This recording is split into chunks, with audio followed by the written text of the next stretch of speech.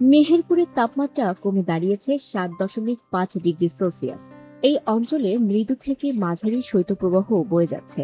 ঘন কুয়াশার কারণে 2 দিন ধরে সূর্যের দেখা মেলেনি। উত্তর দিক থেকে বয়ে আসা হিমশীতল বাতাসে জনজীবন বিপর্যস্ত হয়ে পড়েছে।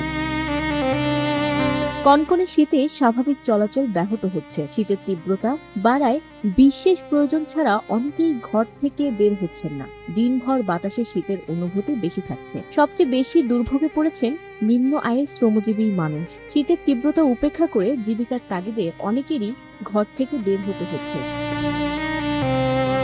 কৃষি শ্রমিক সুইট আলী জানান, কয়েকদিন ধরে শীত অনেক বেশি। এত ঠান্ডায় মাঠে কাজ করা খুবই কষ্টকর হয়ে পড়েছে। এর মধ্যে টানা 2 দিন সূর্যের দেখা না থাকায় ঠান্ডা আরো বেড়েছে। তারপরও ভালো ফসলের আশায় কষ্ট করে কাজ করতে হচ্ছে। চুয়াডাঙ্গা আবহাওয়া অফিসের সিনিয়র পর্যবেক্ষক জামিনুর রহমান জানান, মঙ্গলবার সকাল 6টায় এই অঞ্চলে সর্বনিম্ন তাপমাত্রা রেকর্ড করা হয়েছে 7.5 ডিগ্রি সেলসিয়াস।